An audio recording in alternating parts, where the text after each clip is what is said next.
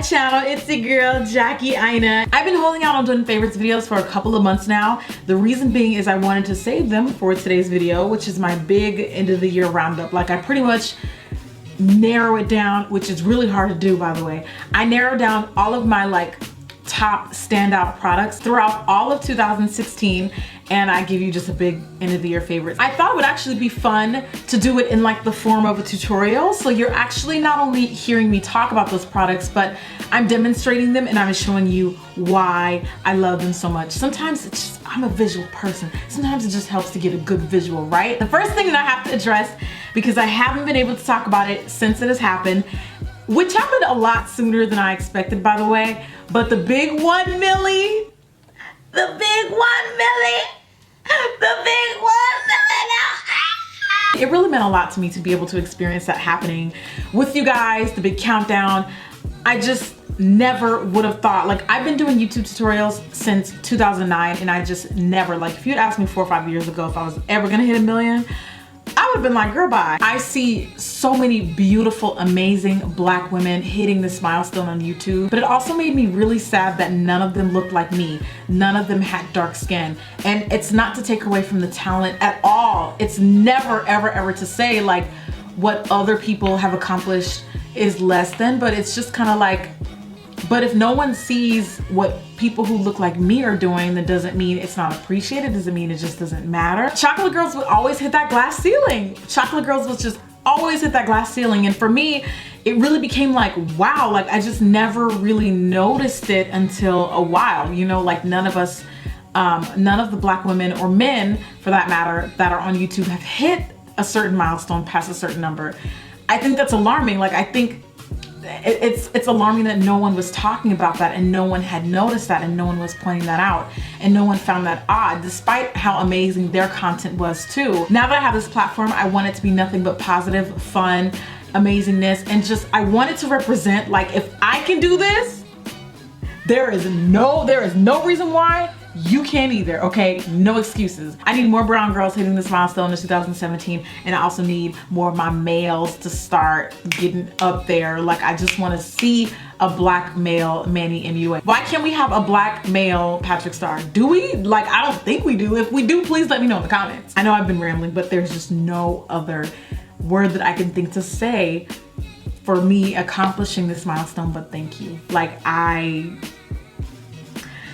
this mascara is not waterproof, girl. You better chill. In Jesus' name, in 2017, let's start hitting them numbers. Putting it out there in the universe. Go. Before we get into the tutorial portion of the video, I want to talk about my top two favorites of the year. Both of them just so happen to be my collaborations this year. I am biased.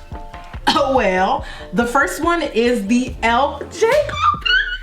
It's like, you didn't set the bar high, Jackie. You went beyond. You know, like, this is a big, big, big deal. And of course, there was definitely opportunities that came up, and they just didn't feel right. This was my first collaboration this year. I created a 5-color eyeshadow palette with them. 4 basic, like, ashy, everyday colors, muted tones, 1 statement color, this teal, and the gold as the highlight. It's like way too easy. It was something that I could wear every day, and it was just something that was just so quick, easy, effortless, and then you can pair it with other palettes that you have. And of course, my second favorite of the year is my LeBron's Light Up the Night highlight set. It was a highlighter that I actually got to create. Like, I actually created the shade. I said, I want a rose gold that's not gonna be ashy on anyone, okay? I want like a bomb actual gold, not silver, rose gold. You get 4 of these in travel size, and then LeBron's comes in a full size jar. This retailed for 49 bucks, sold out in 2 hours after receiving enough death threats. I have not announced this yet on YouTube, but it launches again today. It launches again today, 10 a.m. Pacific Standard Time. It is a very small stock, and because it is falling on a holiday weekend, it won't ship until January 2nd. Once it is gone, I'm not kidding guys, it's gone. It's only a holiday thing, and we actually, again, weren't planning on restocking it, but because it was just like, the response was just so overwhelming, it was like, okay. Now that I've rambled on for about 20 minutes, let's go ahead and get into today's tutorial. This Jack Black lip balm, they're like $4 or $5 at Sephora. This is probably my 20th tube. This, in my opinion, is one of the only lip balms that actually like hydrates and treats my lips, keeps them from peeling. I have very dry lips, so if you're looking for a solution, boom, boom, bam. Because I have oily combination skin, I'm always going for primers that kind of mattify the skin, but I don't want them to like suck all of the oil out of my skin. My top two always coming through in the clutch primers. One of them is from Hourglass, the Mineral Veil Primer, but I've gone on record and told you guys this many times before. The NYX Angel Veil is the exact same formula, pretty much the exact same formula. This is my daytime primer.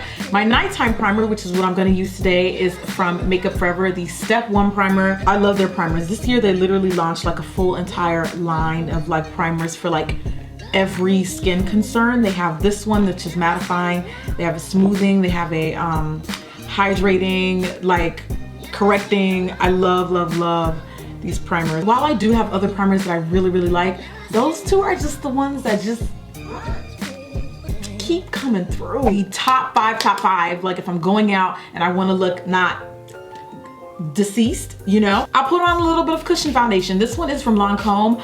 I love this foundation a lot more than I realized, and I realized this because I've already been through like 5 of them, and it just gives me the perfect amount of coverage. Perfect amount of coverage. On days where I want that same kind of look, but a little bit more coverage, I'll go for NARS Sheer Glow. This is the perfect everyday foundation. It is not sheer glowy. Don't let the title fool you. It's not dewy, it's not shiny, and it sits really nicely, and ooh, my skin feels so soft right now. I didn't realize that I would like a stick foundation as much as I did. I've finally become a believer of stick foundations. They're always so like oily. But the Teint Idole Ultra Makeup Stick Foundation, this is literally not only my favorite stick foundation, but favorite foundation, period. Okay, starting to turn ash, so let me wrap this up. Lastly, when I'm like top tier level coverage, like level bulletproof coverage, I'm going for my Locket Tattoo from Kat Von D. This is appropriately named. It is literally going to stay put once you apply it. When she added the extended shades, I was like, Kat, girl, did you watch my videos or what? Because she added neutral shades, she went in and added some golden yellow, and it was just perfect. You know, that's what I'm looking for in a foundation line, is variety. Today, because why not, I'm just going to use my Teint Idole Ultra Stick. I go in with it and apply a nice amount. And I know that something is a favorite when I've gone through like 2, 3, 4 tubes of it, and this foundation is that for me. I'm literally constantly emailing the team from Lancome like, can y'all send me some more, please? Sometimes I'll even layer my foundations. Like, don't be afraid to like try out different formulas with different formulas. Like, I'll put in a little bit of the cushion on top of it and get the perfect coverage that I want. Brows are set, brows are fleet defied. I'm gonna dwell a little bit, I wanna ramble a little bit in eyeshadow palettes, because eyeshadow palettes are another one of those, you know, heart things for me. First of all, the Violet Voss Holy Grail palette, for a number of different obvious reasons, do I even have to address. I don't think I've ever used this palette in an actual tutorial, so you guys are probably gonna think I'm full of it, but look how terrible this palette looks. The glass is shattered. Half of the colors are like dug into. I know you see that depth in this one. I know you see that slight dip. For my everyday, like I just want a little bit of like nude glam, but like I still want to look cute and I need an all matte look. Hands down, the Tartelette in Bloom. The Tartelette in Bloom. I just think, in my opinion, it's the perfect like basic, like it's kind of like what the Urban Decay Nude Basics wants to be, but like a pinkier version. Now don't get me wrong, I like the nude basics from Urban Decay too, but I think that this one might be a little bit more user-friendly. The Color Rain Queen of Hearts palette, bruh, is literally the GOAT this year. This is again another more recent launch, but I have not put this down since I got it, and you can see it. You can see the wear and tear in it, especially with this one. Like, what? This palette is so versatile. I like the fact that there's a great number of both cool and warm colors. Using Teddy Bear from the Violet Voss Holy Grail palette, I'm going to pop that into my crease. Shout out to Makeup by Aina on Instagram. I saw this look, and I've done an eye look like this before. I've never paired it with a lip color like that. It turns out one of these Jouer lip colors that I was going to talk about today looks like that. So I'm just gonna recreate that look. And shout out to her, because she gave me inspo for today's look. Gonna take brownie points and blend that into it as well. Actually, that's the color I meant to use the first time. My bad. But you know, what are you gonna do? We're already here. Next, we're going to take this really pretty Wine and Dine shade here. And this is being applied on my outer V area. This is my favorite part. Like once I add that punch of red, it's so pretty to me. Using a tiny bit of the black for my dark matter stack. And all the brushes are Sigma, by the way, that I'm using. The Duo Fiber Blend, the E41, amazing brush when you really need precision. And I'm just gonna pop that on the outer V, darken it up a little bit. Other eyeshadows that I won't be using but I will be featuring today are the Pat McGrath Labs. I buy everything that she launches, literally everything, with the exception of one of her launches when she came out with the blood wine and like the glitter lips, because that was sent to me for PR. But I, without hesitation, I don't care if there's negative reviews online, I don't care if the reviews are off. Like, I just don't care. I completely block everything out and I just buy it because I just love her artistry. I love the stuff, and I've yet to try anything from the line that I don't like. And I also kind of feel like the Pure eye polishes are the most slept on eye products in the entire game. I don't know if it's because they have kind of like this liquidy kind of texture, but this is the one. These are the colors from Angel Merino's holiday set. My favorite color in particular is Silk, and it is this really beautiful, it's kind of like a mesh pad in there and it's liquid. I'm not sure if that's intimidating for people to use, but they are literally one of my favorite ways to get color to really, really pop on the lid. So next I'm going to hop into, on top of that, from Angel's kit, I'm going to take the Silk eye polish all the way here for this new packaging, because these little silicone applicators make application way easier. Now when you look at this, when you want to do a cut crease, look at this, it cuts it for you. Girl what? Folks are sleeping. Going back to Wine and Dine and a short shader brush from Sigma, this is the E20. I'm going to basically create like a line. I'm basically lining my top lash line with this color. I'm going to pop on one of my favorite pair of lashes. I have two. So one of them is from Iris Beauty. This is created by the owner of Wake Up and Makeup. And I also really have been like getting my life from the Naona lash from Lena Lashes. Too Faced Better Than Sex, really bomb at like plumping, thickening, volume. Colossal Big Shot, same, clumping, thickening, voluming. It does give a little bit of a teensy bit of clump to the lashes. Personally, I like clump, especially because if I'm not gonna wear falsies, then I need my lashes to, you know, I'm like a soccer mom with my lashes. I'm like, girls, you girls gotta, come on girls, I'm gonna need you to come through. And the L'Oreal Ms. Manga, this is a new one. I just threw away an old one that I was like, I don't know why I was holding on to it for so long. We just had this moment where we just couldn't let go. But that one is really good at thickening and separating. If you are ride or die, then you'll know my absolute favorite mascara of all time is the NARS Creamy Radiant. This is just the Desert Island Holy Grail concealer for me. It just gives me life without parole, like everything that I need. Perfect amount of coverage, it's creamy, it sets itself, so you don't even really need to set this with powder if you don't want to. I've seen a lot of people do that here on YouTube. And I'm blending this out with my favorite concealer blending tool, which is the ever so famous Beauty Blender. You guys know I love me some Sacha Buttercup. I'm still a Laura Mercier translucent loose setting powder junkie, but then Cover FX just had to come through and snatch the game up. They was like, you thought 2016 had a lot to offer? Nope. Nope. I'm not sure when these came out, but bro, like, these are so soft. And what I like about these is these actually keep me matte, girl. So they have the translucent one, then they have a deep dark color. I use the translucent color under eye. I put on a lot. This was really not necessary. I'm gonna use the fatty fat side of the blender with the dark brown powder and set all over my face. And do you see, it literally disappeared. Like, it literally disappeared. I freaking love these powders. I absolutely love these. The face is pretty much done. I'm gonna take one of my all-time favorite pencil liners. This one is from L'Oreal, the Silk Kiss Me. It glides on so silky and creamy, and it's like a really, really, really nice dark black. One moment, please, while I transfer your call. Okay, just kidding. I'm gonna take cranberry, what's that called? Cranberry squash? Cranberry splash. I was about to say, ugh, that's an ugly color name. Cranberry squash. I don't know about that one.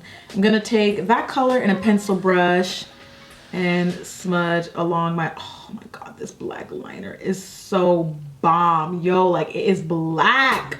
It's not the only face powder I use. The other one that I really like is the L'Oreal True Match, but the Iman Luxury Press Powder is not only a nice, really nice, diverse collection. They have like tons of shades, but it keeps me matte, okay? It helps control shine. It all boils down to what controls shine on this oily girl. For my pink looks, I'm gonna be using the Your Love is King blush from Too Faced, and I'm a little biased because of the name of the blush. It's one of my favorite Sade songs. You can go ham on this blush because it doesn't have a ton of color payoff, and it could be just because this one is a little older. If you follow me on Snapchat, then you already know how many Becca opals I've been through.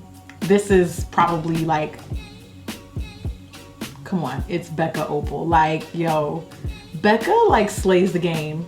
Like this one snuck up on me. I didn't realize I would love it as much as I did. I love the Candlelight Custom Cover Drops from Cover FX, or no, these are the Custom Enhancer Drops. I just love everything Cover FX does. But of course, my all-time favorite highlighter. All time, the GOAT for me in my collection is of course LeBron's. Like I created my dream highlighter shade. It looks so good. And as an eyeshadow, because that's my signature, that is what really sets it off for me. And then to set all of this magic, I'm gonna take my Basha White Charcoal Mattifying Spray. This is just one of the only, maybe not talk while spraying, girl. Let's talk about lips. My favorite lip products of 2016. One was Stormy Sahara from Maybelline. Anytime I want peach, if for some reason I don't reach for that one, I'll go for Hepburn Honey from Charlotte Tilbury, bomb.com. Love the quality of her lipsticks. It's this one here, so creamy. I went to Coachella with Smashbox and they first launched their Be Legendary lipsticks. I haven't put Shy down. I have not put Shy down since I first got it. The NYX lip lingeries, not gonna swatch these because I kind of feel like they've been out for a while, so I think you guys for the most part already know what they look like, but formula of these are bomb. As far as a liquid lipstick on the lower priced scale, would highly, highly, highly recommend these. And they have like a nude for everyone, which is what I love. The butter glosses are my all-time favorite. Like I always, and I have tons of glosses, but I always end up grabbing those.